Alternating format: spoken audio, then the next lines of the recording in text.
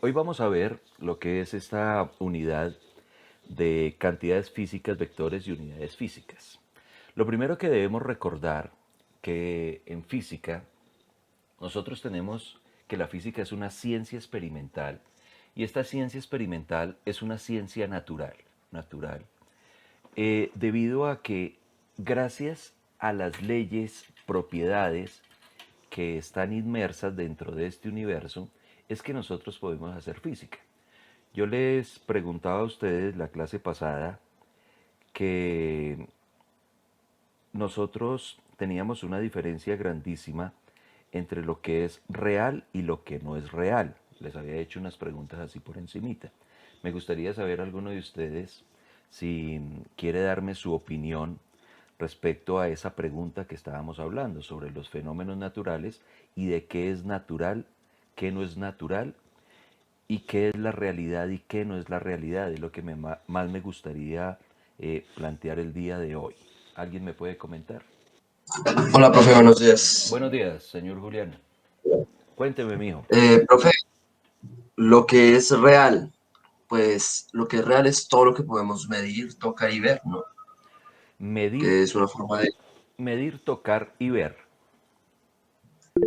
Bueno, a mí me parece, ¿sí? No sé si alguno de sus compañeros tiene alguna otra cosita, señor Joshua, ¿qué me va a decir?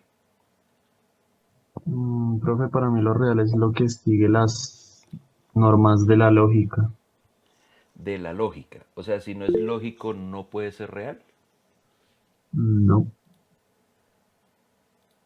O sea, bueno, ahí sí pues vamos a discrepar en algunas cositas, ¿no? Bueno, entonces me decía el señor Joshua, las cosas lógicas. Y el otro, el señor Julián, me comentaba que eran las cosas que eran medibles, ¿cierto? ¿Qué otra cosita fue la que me dijo, señor Julián?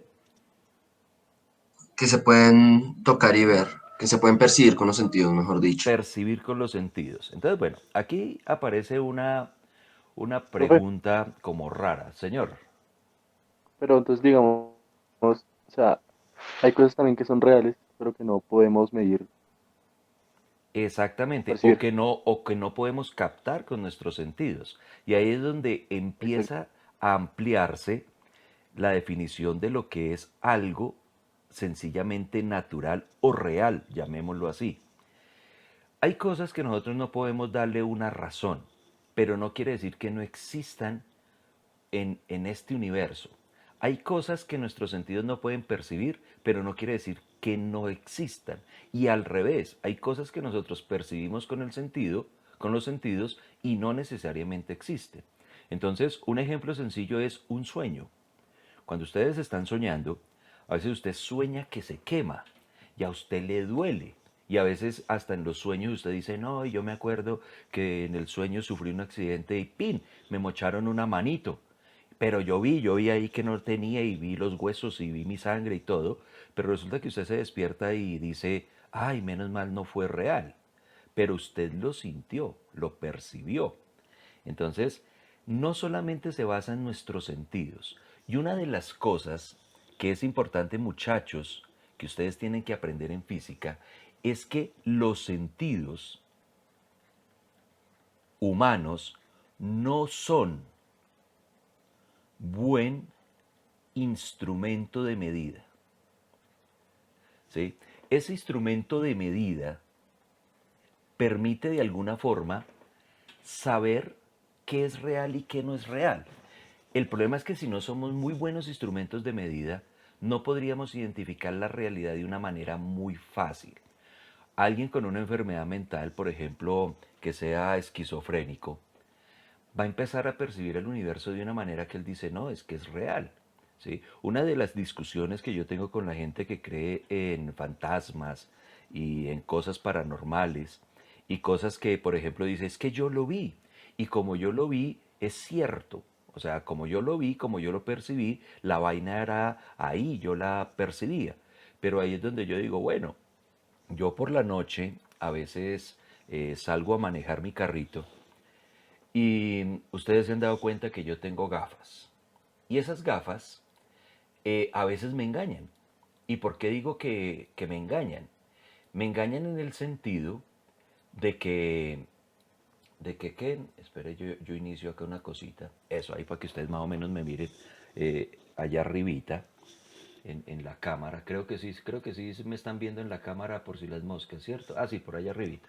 Bueno, entonces, ojo, yo voy manejando y resulta que hay un reflejo que se me pasa por mi lente y resulta que ese lente hace que este ojo vea preciso un destello que coincide con el borde de la carretera. Y yo puedo decir, ah, es un espectro que atravesó la calle. Sí, me vio pasar y resulta que me iba a jugar una broma y me asustó pasando de lado a lado de la vía. Y yo digo, pero es que ahí estaba. Y le puedo preguntar al copiloto, ¿sí vio lo que pasó? Y él me va a decir, pues no. Yo digo, no, pero sí, yo lo vi. Entonces eso es real. No, mis sentidos no pueden ser buenos. Y vamos un poquito más allá.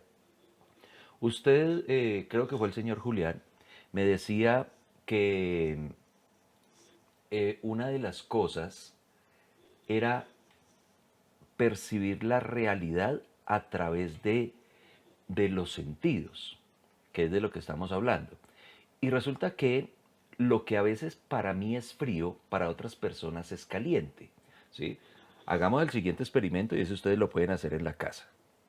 Consíganse, muchachos, dos vasitos de agua, pero cojan uno y caliéntenlo por ahí con unos 15 segunditos en el microondas.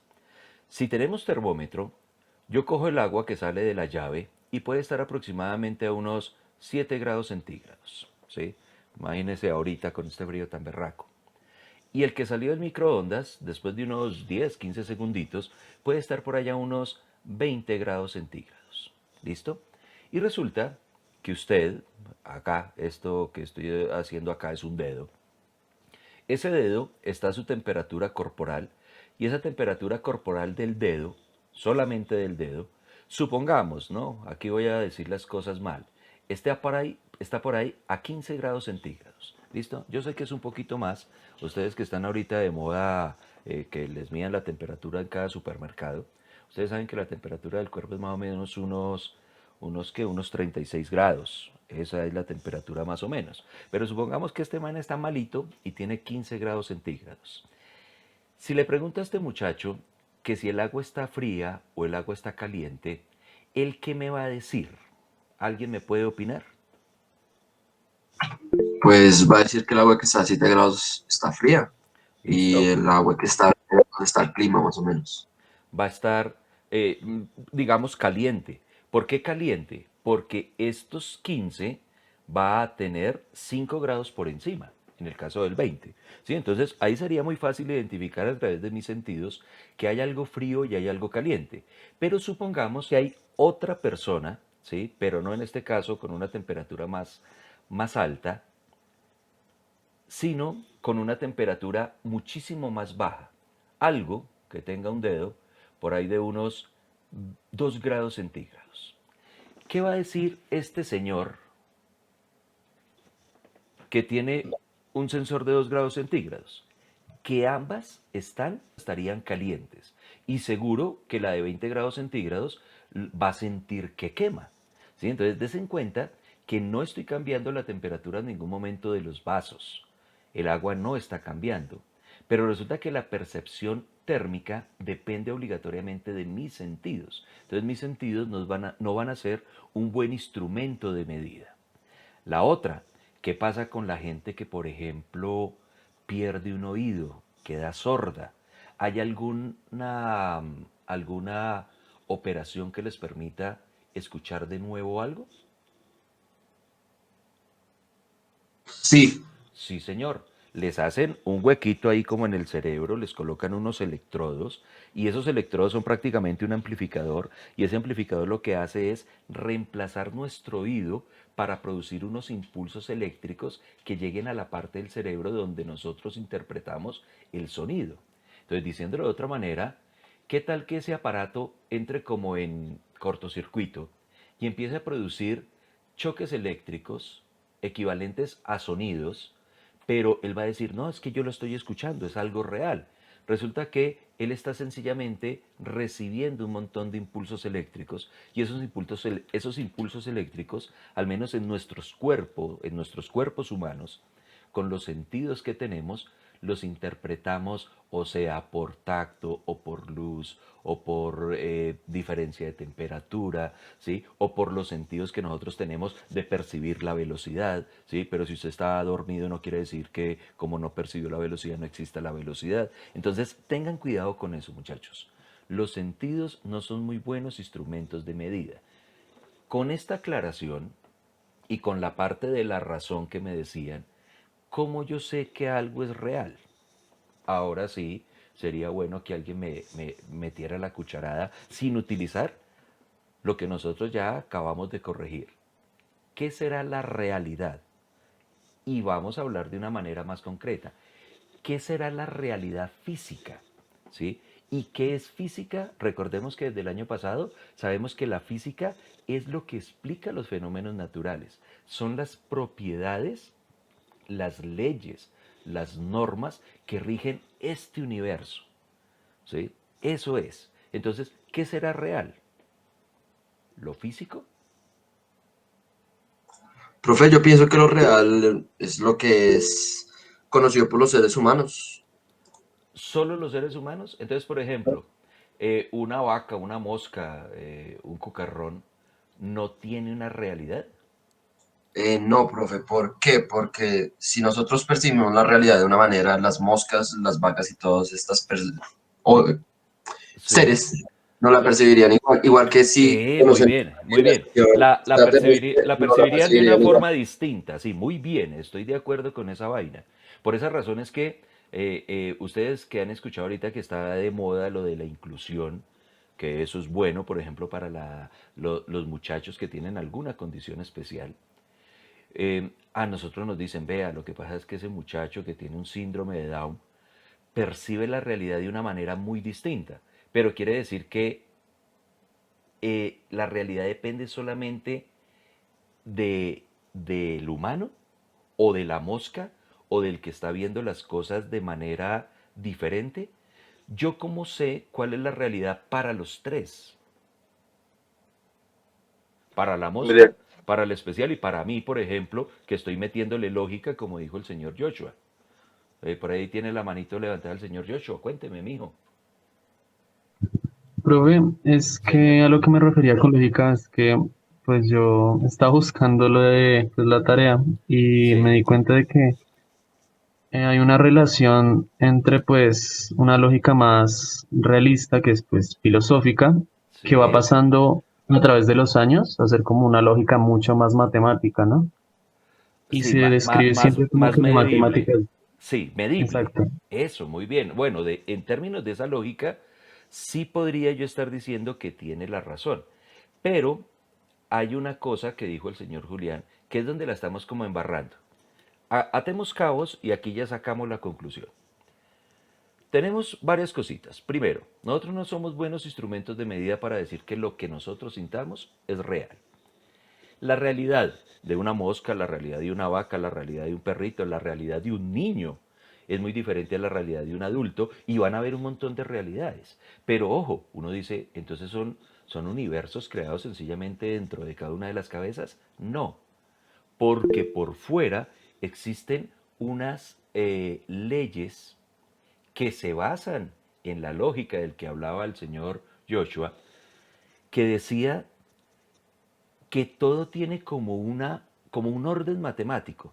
Ese orden matemático es de lo que nosotros hablamos en física como las leyes, las propiedades y en sí el comportamiento general de nuestro universo. Entonces, por ejemplo, si yo tengo un niño físico, una señora anciana física y tengo, por ejemplo, una mosca física, ¿sí? Y un extraterrestre también físico, y les digo, bueno, ¿ustedes cómo perciben la realidad? Claro, cada uno me va a decir, dependiendo de sus sentidos, cómo la percibe, ¿sí? Y de pronto, si alguno de ellos no sabe física, seguro que le va a colocar ideas fantasiosas a sus comportamientos. Albert Einstein decía una cosa, existen dos tipos de personas. Unas que creen que todo es un milagro y hay otras que creen que nada es un milagro. Hay unos que piensan que los comportamientos naturales son gracias a milagros, ¿sí? Pero hay otros que, y me incluyo en esos otros, creo que no todo es un milagro, sino sencillamente todo se comporta de manera natural y está inmerso en este universo. Entonces, ¿yo cómo sé cuál es la realidad? Pues me toca de alguna manera tratar de medir, en este caso, el entorno que yo quiero analizar. Y esa medida tiene que ser con una medida y un lenguaje netamente matemático. ¿Por qué matemático? Porque tengo que establecer, en este caso, todo lo que son las unidades, perdón, las magnitudes, y junto con una magnitud, una unidad. ¿Listo? Y esas cantidades físicas son las que originalmente yo tengo que tener en cuenta a la hora de medir o de saber cuestiones físicas para entender cuál es mi realidad. Una de las cosas bonitas que tienen las ciencias naturales físicas es que son verdades absolutas. ¿Y por qué se van a volver verdades absolutas? Porque se basan en una cosa que es el famoso método científico. Una pregunta. Este método científico, ¿alguien me puede dar un resumen rápido del método científico? ¿De los pasos para el método científico? Crear hipótesis, Sí, señor. hacer cálculos, si no estoy mal. No, primero tengo que plantearme el problema, ¿no? Porque no Sí. puedo hacer una hipótesis de algo que no sé qué quiero responder. Entonces, se saltó ese pedacito. Primero tengo que Identificar. saber, sí, cuál es mi problema, cuál es el meollo del asunto, qué es lo que yo quiero dar a entender. Listo, ahí sí me planteo la hipótesis. Luego, qué fue lo que me dijo, mijo? Después de la hipótesis, Hacer los cálculos pertinentes. bueno, realizar la experimentación. Y después de esa experimentación, con sus medidas y toda la vaina, llego a una tesis, ¿no? O a la parte final.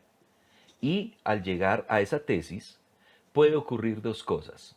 O que me dio o que no me dio la hipótesis.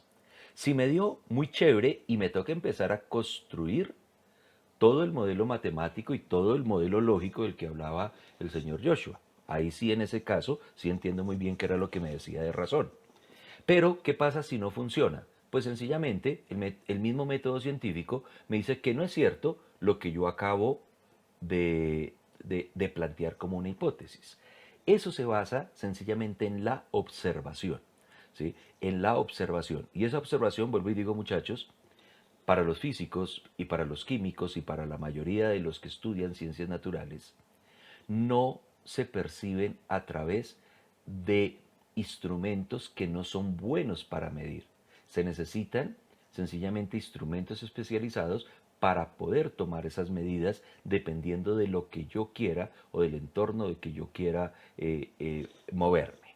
¿Listo? Entonces, ese método científico obliga que las cosas que aparecen en la naturaleza siempre van a ser verdad. Entonces, una de las cosas que es donde se discrepa con las ciencias que no son naturales. Entonces, por ejemplo, algo que no es natural está aquí, lo paranormal, lo antinatural y lo metafísico, que tiene que ver con explicaciones de vainas que no pueden medirse.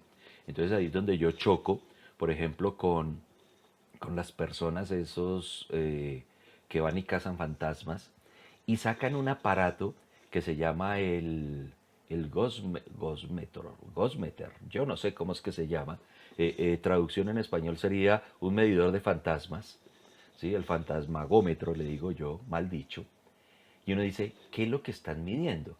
A veces mide, a veces no mide, a veces da una unidad, a veces da otra unidad. Resulta que son unas unidades que tienen que ver con el magnetismo. Entonces, ¿será que el campo magnético afecta al de la Tierra?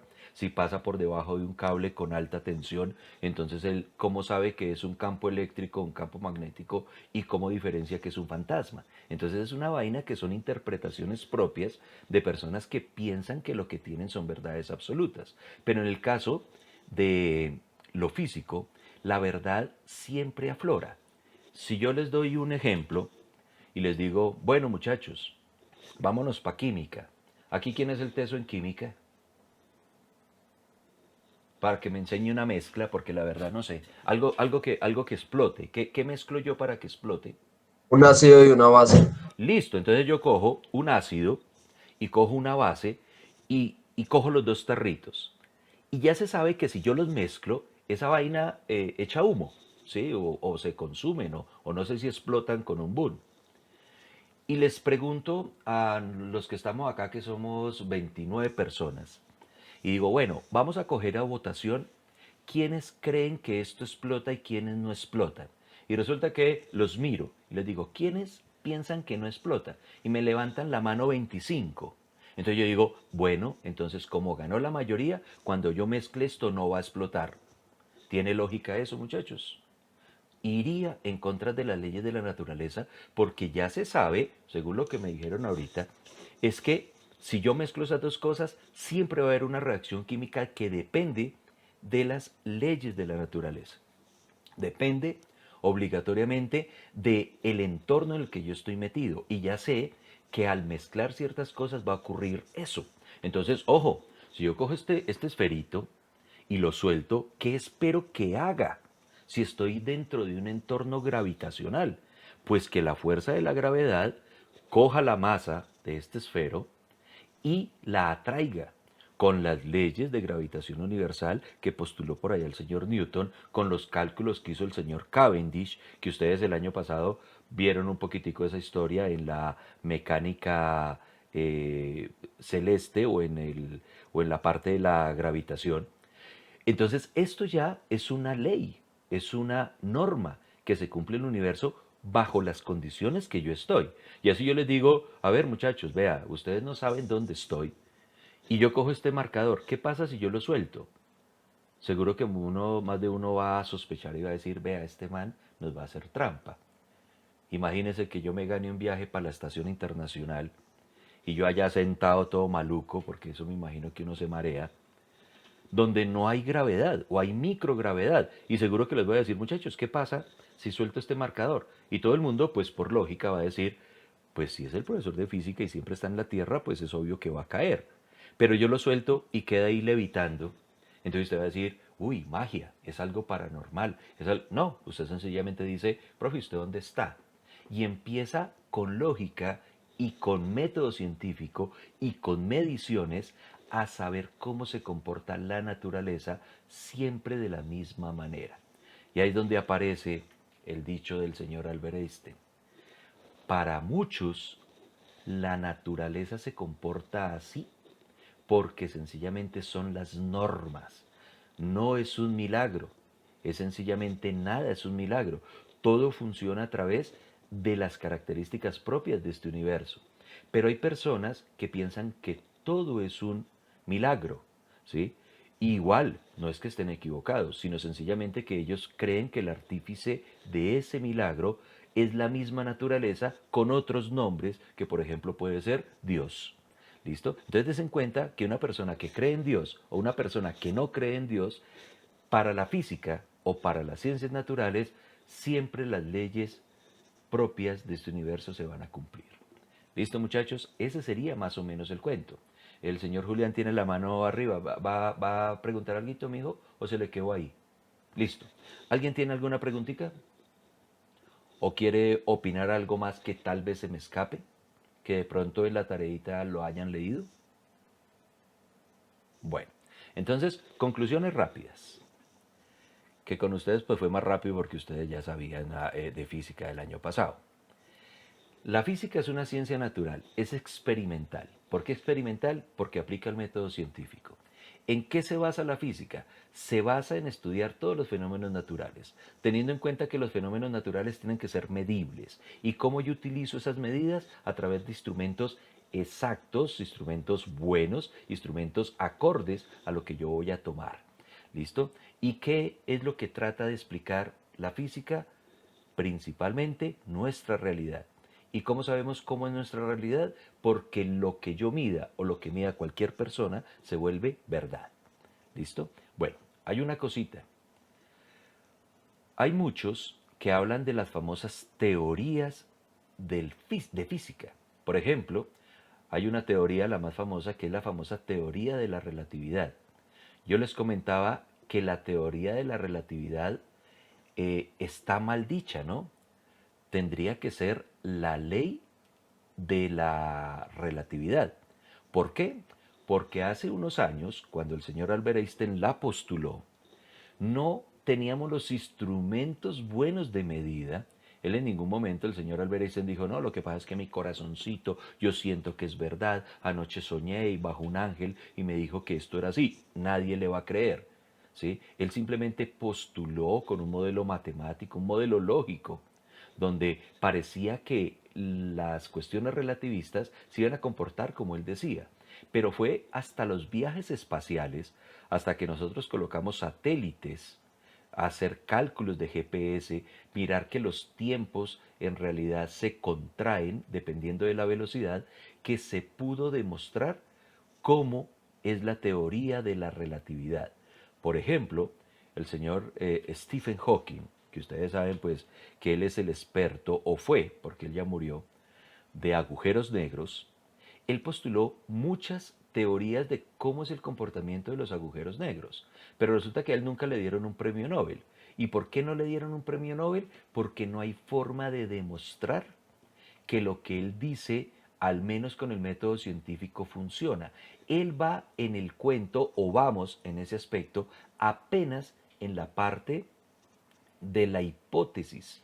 Perdón, ya postuló la hipótesis y vamos en la experimentación. El problema es que nos falta tecnología aún para poder tener un muy buen instrumento de medida que me permita saber si lo que estos físicos teóricos, porque plantearon teorías, se cumplen a cabalidad y se convierten en leyes. Por ejemplo, las leyes de Newton son leyes de Newton sencillamente porque las una a una empiezan a cumplirse de manera eficiente y de manera fija en la naturaleza bajo los entornos normales. Hay unos que dicen, profe, pero un momentico, las leyes de Newton no se cumplen, por ejemplo, para viajes espaciales. Entonces uno dice, ah, bueno, ahí es donde usted la está embarrando, porque es que resulta que Newton nunca pensó que existieran velocidades tan grandototas como, por ejemplo, los cohetes o la propia órbita de los planetas. Sí, él sabía que uno se rotaba y se trasladaba en el sistema solar, pero él pensaba que lo que ocurría aquí era lo mismo que ocurría en la Luna. Y efectivamente es lo mismo que ocurre, pero bajo condiciones, en este caso, de las leyes de Newton, ¿sí? Porque él planteó la naturaleza de una manera limitada para velocidades muy, muy, muy pequeñitas. ¿Qué fue lo que hizo el señor Albert Einstein? Cogió esas velocidades y ya las analizó no de una manera tan pequeñita, sino las acercó muy a la velocidad de la luz y se dio cuenta que ahí las leyes, en el caso de la gravitación, en el caso del tiempo, en el caso del espacio, se distorsionaban. Y fue cuando empezó a imaginarse una membrana espacio-temporal y esa fue una teoría que no le dieron el premio Nobel por eso a él, porque eso se está demostrando apenas de manera reciente. A él le dieron el Nobel por otras cosas, por el efecto fotoeléctrico, por el movimiento browniano y otros estudios físicos que, que él desarrolló. ¿Sí? Por ahí hay algunos paranoicos, conspiranoicos y como tontarrones que ven un video en YouTube y ya lo vuelven verdad. Y están colocando al señor Nikola Tesla, que es un berraco, no es físico, es un ingeniero, lo colocan por encima de Albert Einstein por cosas que se inventan. Decían que el señor Nikola Tesla no estaba nunca ni estuvo de acuerdo con la teoría de la relatividad. ¿Eso la hace falsa? No, ¿sí? Y seguro que ni siquiera el señor Nikola Tesla dijo eso, ¿sí? Sino por ahí algún medio que lo quiere volver, pues, lo quiere exalzar. ¿Listo? Entonces tengan cuidado muchachos con lo que consumen en Internet porque hay mucha mentira, hay mucha conspiración, hay gente que está de verdad enferma, hay gente que de verdad está como loquita, que necesitas como psiquiatra, ¿sí? En el momento de que piensan de que tienen las verdades absolutas simplemente porque les parece. Entonces, ojo, porque una de las cosas que no podemos usar acá en física es mi corazoncito me dice, es que yo lo siento, es que para mí es eso, es que es mi punto de vista, aquí no es válido. Traiga sus evidencias, muéstrelas, que es que yo creo en fantasmas, tráiganos el video el primer video, el segundo video, entreviste al fantasma, ¿sí? Porque si es tan real, debería volverlo a encontrar. ¿Sí? Entonces, todas esas cosas son las que le dan validez y fuerza, en este caso, a las ciencias naturales. Bueno, otra de las cosas que son importantes es el caso de las magnitudes. ¿Listo? Y aquí vamos a ir rápido. Las magnitudes son sencillamente las características propias que yo voy a medir en mi universo. ¿Listo? Y recordemos que en física son 7. Estas 7 son usadas por los físicos porque se puede decir que son las que se pueden sacar de la naturaleza de una manera pues como muy natural. ¿Sí? Perdón, se pueden sacar físicamente de una manera muy natural. Entonces yo utilizo las mismas propiedades de la naturaleza para poder extraer estas magnitudes sin inventarme fuerzas extrañas ni nada por el estilo. Ahí es donde aparece la famosa longitud, el tiempo, la masa, la temperatura, tenemos el flujo eléctrico, el flujo luminoso y tenemos la famosa masa molecular, que ustedes saben que esto de masa molecular tiende a confundir, entonces por eso es que los físicos lo llamamos es cantidad de materia. ¿Listo? Bueno, esas son las magnitudes o las 7 magnitudes fundamentales. ¿Por qué son fundamentales? Porque ninguna depende de la otra. Lo que sí pueden aparecer son las famosas magnitudes, pero derivadas. Estas magnitudes derivadas son las que al mezclar estas de aquí, ¿sí? Les hacen un sancocho y producen una magnitud nueva, como por ejemplo la velocidad. ¿Sí? En el caso de la velocidad, yo tengo una unidad de longitud sobre una unidad de tiempo. Y aquí ya estoy mezclando dos magnitudes fundamentales para tener una magnitud nueva, que sería en este caso una magnitud derivada, llamada velocidad. Tenemos la fuerza, tenemos la densidad, tenemos el volumen, tenemos el área, ¿sí? Tenemos la potencia y tenemos un montón de magnitudes que ya son derivadas porque tienen que mezclarse algunas de estas 7 para poder obtener esas magnitudes más complejas. ¿Listo? Entonces yo necesito, muchachos, que en el cuadernito que ustedes están llevando de apuntes, como les había comentado alguna vez, me completen como primera tareita, ¿sí? Hay muchos que ya tienen esa tareita desde el año antepasado, es sencillamente buscar por ahí y recordarlo y transcribirlo, las principales magnitudes derivadas de las magnitudes fundamentales. Pero tengan en cuenta una cosa, que aquí es donde empieza un poquito lo complejo para los muchachos de grado 11. Cuando hablen de magnitudes derivadas, necesito que por favor a cada una me le coloquen, en este caso, el análisis dimensional, lo que yo acabo de hacer aquí en esta bolita. Entonces, si yo les digo a ustedes, muchachos, ¿qué unidades fundamentales utiliza la fuerza? Pregunta.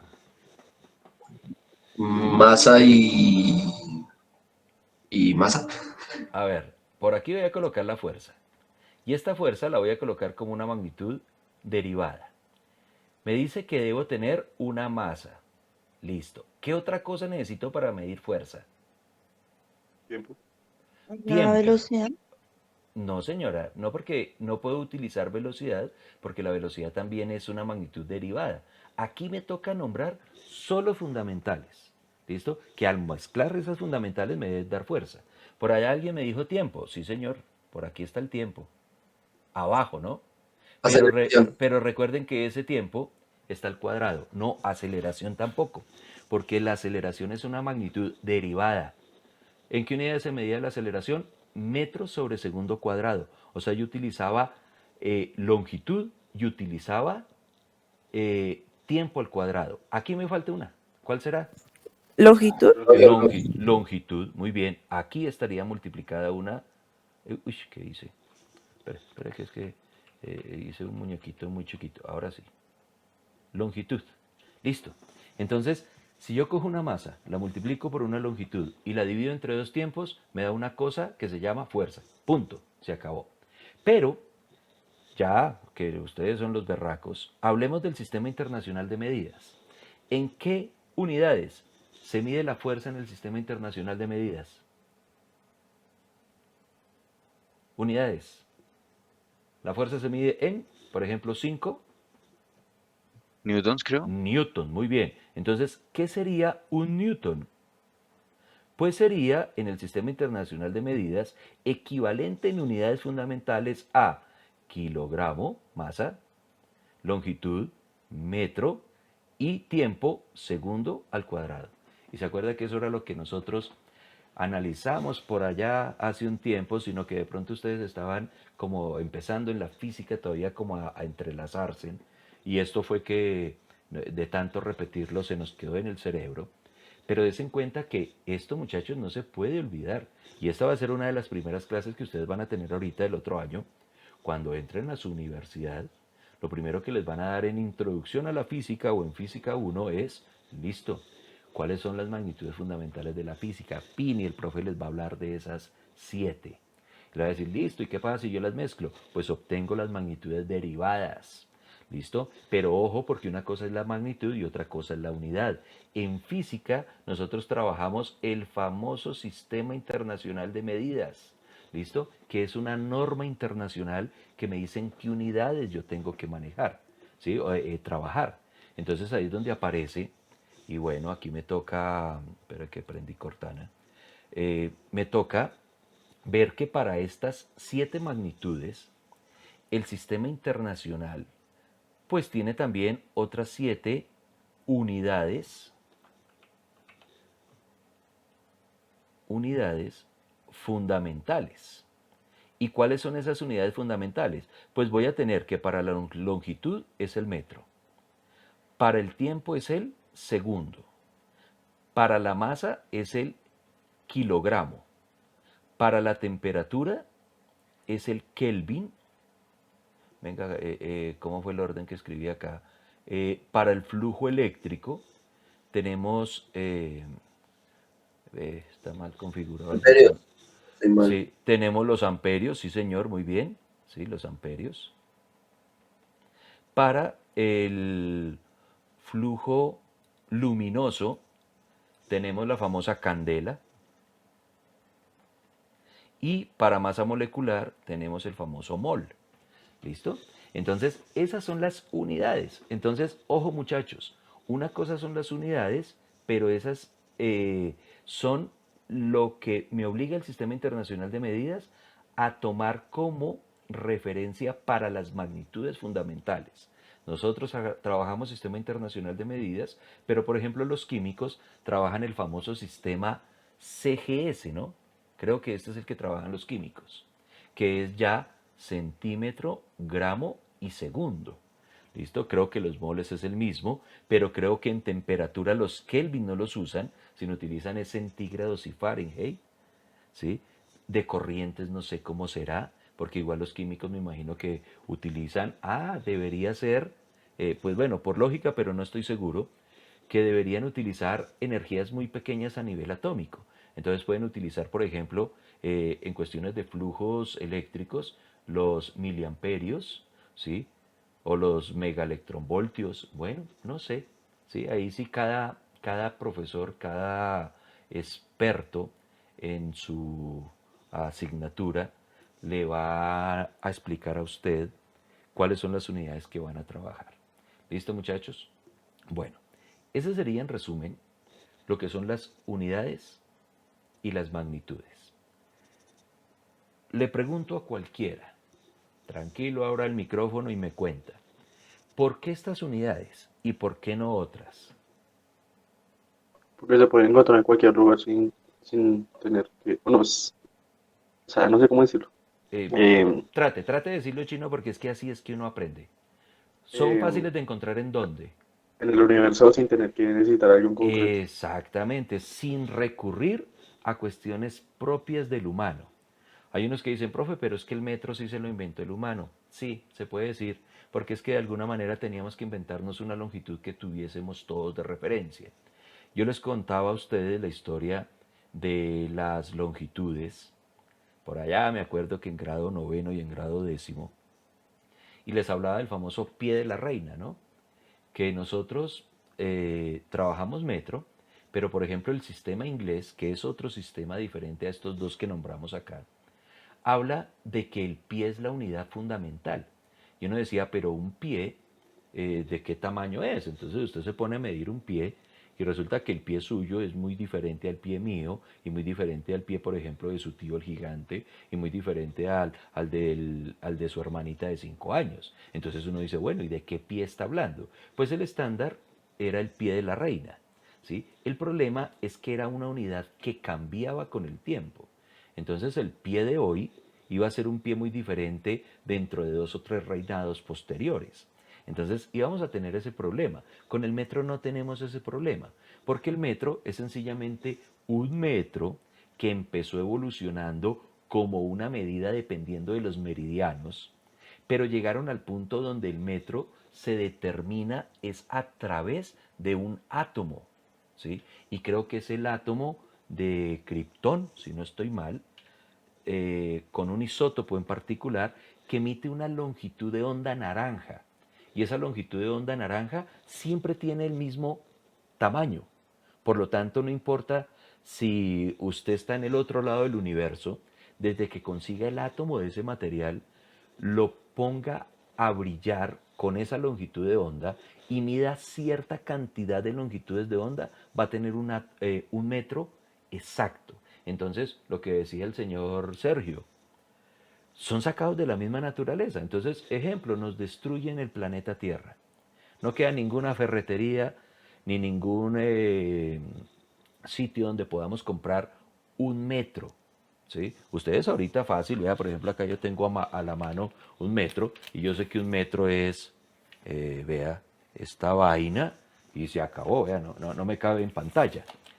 Y seguro que ustedes tienen por ahí a mano un metro, ahí hasta en llaveros, pero supongamos que se destruyó todo, se logró salvar la humanidad, nos fuimos para otro planeta.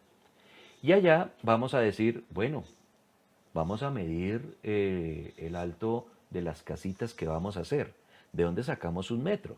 Y seguro que muchos van a decir, no, paila, todos se quedaron en la tierra, ¿sí? Nadie lo trajo. Yo me acuerdo que era más o menos desde mi dedo hasta mi hombro, ¿sí? Y uno dice, no, pero es que no es lo mismo porque es que usted allá estaba más joven, por ejemplo. O usted allá no había sufrido el accidente del hombro, entonces lo podía estirar de una manera más adecuada. Entonces uno dice, ¿cómo podemos reproducir el metro? Pues toca sacar el librito de física, vale, cuidado, y por allá, en la parte donde se habla de la longitud, mírenlo acá, tenían que determinarse a través, mire, aquí está, de un átomo de kriptón, isótopo 86, donde dependiendo, eso fue en 1960, de la cantidad de longitudes de onda se podía especificar qué era un metro. Mírelo acá. Pero miren que eso era por allá viejito, ¿no? Actualmente, miren lo que se considera un metro. Un metro es sencillamente la distancia que recorre la luz en este intervalo de tiempo. ¿Listo? Entonces, miren, si yo prendo una fuente de luz y viaja durante un segundo, recorre casi 300 millones de metros. Entonces, coja esa distancia, pártala en 300 millones de pedacitos y ahí usted obtendría un metro exacto. Pero tengan en cuenta una cosa, la luz está en el vacío. ¿Listo? Entonces, por ejemplo, este experimento, si yo lo quiero hacer perfecto, no podría hacerlo con aire, ¿sí? Porque el aire ya de alguna manera va a hacer que la luz cambie ligeramente su velocidad y me tocaría definir unidades muchísimo más precisas. Bueno, eso es en sí por qué el Sistema Internacional de Medidas utiliza estas y no otras. ¿Listo? El segundo depende de un átomo, voy a volver acá, de un átomo de cesio, si no estoy mal, donde dice, aquí está, vea, un átomo de cesio, ¿sí? Y mire lo que me dicen. El reloj atómico usa el fenómeno de los saltos, en este caso, de los electrones o las diferencias de energías que hay entre dos estados del átomo de cesio, y eso siempre me va a producir a mí la misma cantidad de ciclos. Entonces me dice que el tiempo se define como 9.192.631.777 ciclos de esa radiación. Entonces es como si ustedes tuvieran un relojito. Entonces, claro, ese átomo de cesio va a toda, va tan rápido que un segundo, que es lo que nosotros conocemos de duración, son más o menos esos 9.200 millones de ciclos. ¿Sí? Entonces, los relojes atómicos, que en este caso son los relojes más precisos, más exactos, utilizan esta tecnología. Y eso es lo que utilizan, por ejemplo, los físicos a la hora de tomar medidas tan pequeñitas como nanosegundos. ¿Listo? Y gracias a estos tiempos es que se pudo demostrar que la teoría de la relatividad para objetos que están, por ejemplo, a muchísima velocidad, como los satélites dando vueltas alrededor de la Tierra, hacen que ese tiempo se colapse, ¿sí? O se expanda, ¿sí? Dependiendo del observador. Van a haber unos que van a percibir el tiempo de una manera más corta que otros. Y ojo, no viola la realidad porque no es un observador, es sencillamente el entorno el que de alguna manera cambia sus leyes de la física, dado la teoría de la relatividad, donde el tiempo sencillamente ya no es absoluto. ¿Y cómo se puede medir? Pues con un instrumento de medida muy, pero muy bueno. Imagine que aquí estamos hablando de que esto de los ciclos es más o menos desde 1967, ¿sí? Imagínense, y Albert Einstein creo que murió en el 52, si no estoy mal, ¿sí? No estoy seguro. Entonces, pobrecito el viejito. A ver, yo miro acá porque eso sí eh, es importante. Murió en el 55, 18 de abril del 55. Y el estándar apenas de los relojes atómicos fue desde el 67. ¿Sí? El señor ya se había muerto hacía ratico. Entonces, por esa razón es que a él no le dieron el premio Nobel, precisamente porque nos faltan instrumentos de medida para demostrar con el método científico que una teoría se cumple a cabalidad.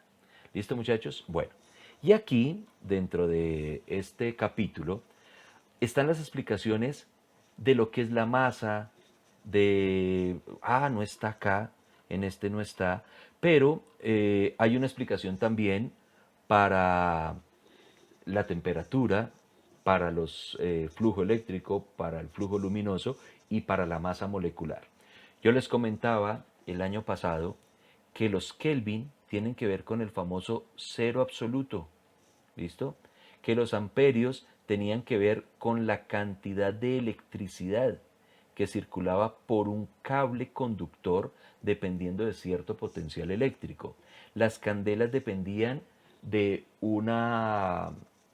de un material que se quema y en el momento ni siquiera se tiene que quemar, tienes que calentarse. Y cuando empieza a calentarse a ciertos valores, empieza a emitir luz. Entonces, a determinada temperatura, cierto material, el platino, empieza a producir un flujo luminoso equivalente a una unidad que se llama la candela. Y la masa molecular, recuerden que dependía del famoso número de Avogadro. ¿Listo? Que ese número de Avogadro ustedes lo utilizan o lo utilizaron bastante en química. ¿Listo? Lo utilizan bastante en química para poder medir todo eso.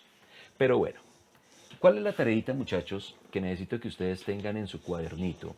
Y que si hay alguna duda, podemos aclararla el próximo, a ver, yo miro acá, ¿cuándo tenemos la próxima? La próxima nosotros la tenemos el día jueves, si no estoy mal, ¿cierto? Jueves a las 7:10 de la mañana. Nos vamos a ver otra vez, muchachos. Y esas dudas las vamos a aclarar, pero ¿de qué tareita? Me van a investigar al día de hoy, pilas, muchachos, algo moderno, ¿sí? No estoy hablando de lo que aparece solamente en el libro. de dónde sale cada una de estas unidades. De pronto usted dirá, profe, pero si ya está la tarea en el libro, no está la tarea en el libro. Resulta que esta unidad de kilogramo, ¿sí?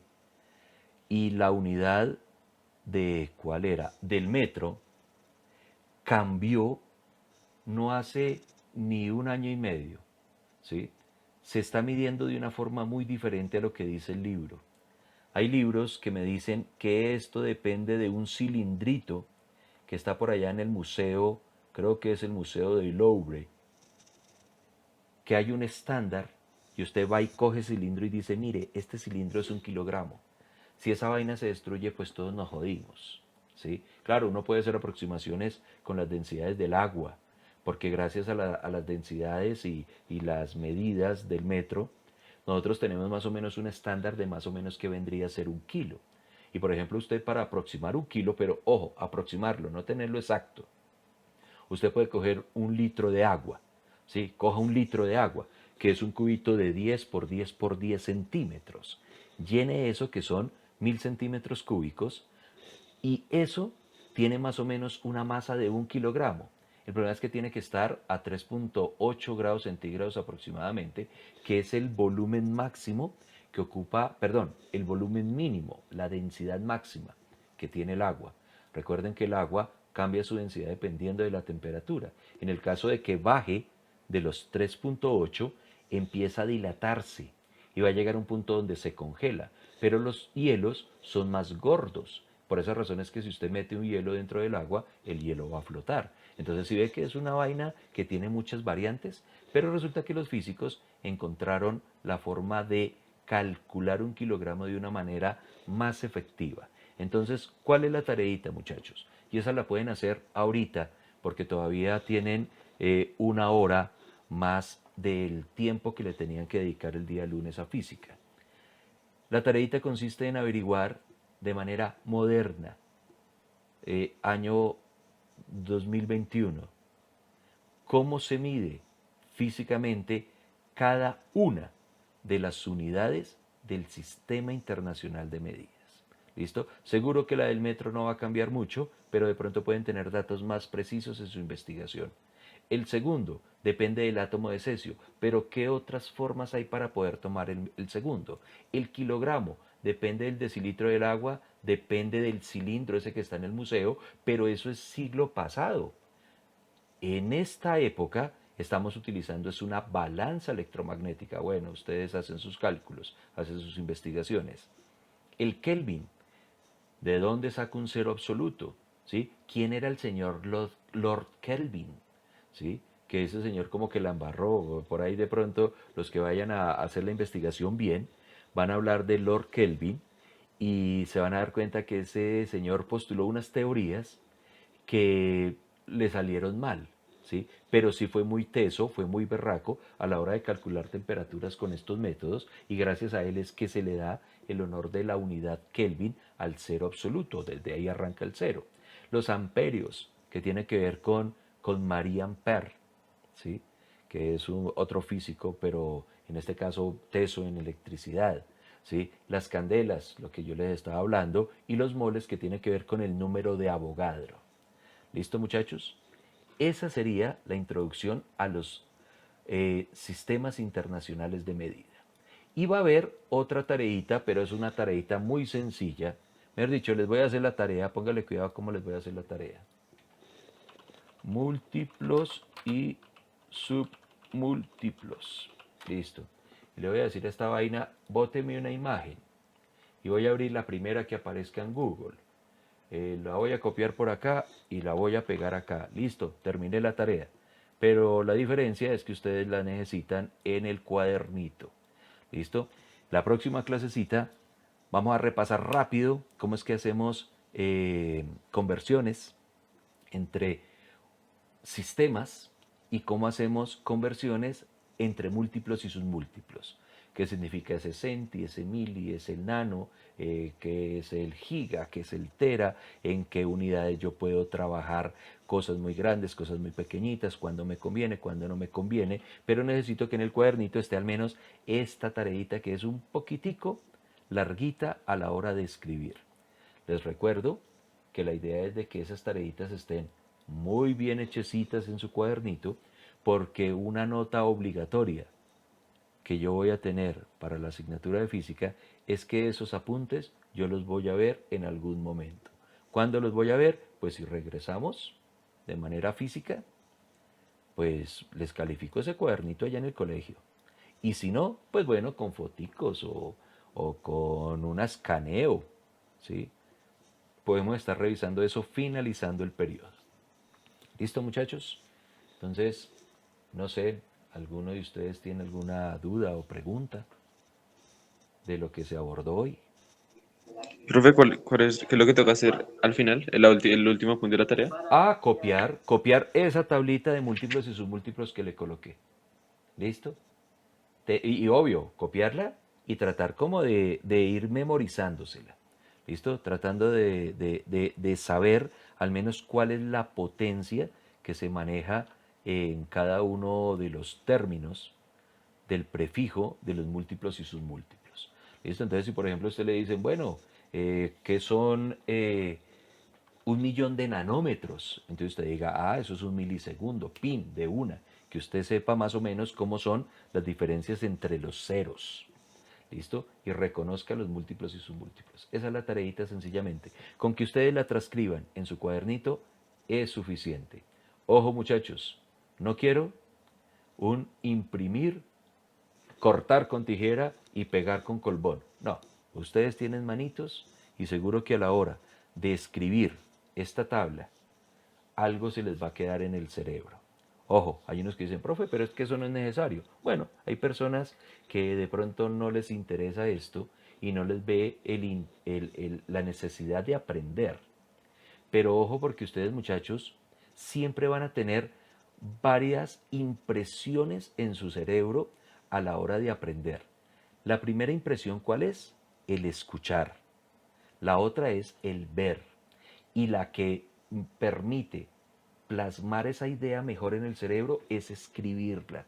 Entonces, ojo, ustedes me están escuchando lo más de bonito, están viendo la tabla ahí en su monitor y ahora usted la va a coger y la va a transcribir y completa el ciclo. Y seguro que a usted se le va a olvidar de una manera más difícil que a una persona que solamente utilizó uno de esos 3 pasos. ¿Listo, muchachos? Ese sería el cuento. Bueno, estoy llamando lista en este momento. ¿Sí? Aquí ya guardé la asistencia final. Ya dejamos así, muchachos, ya terminamos la clase de hoy.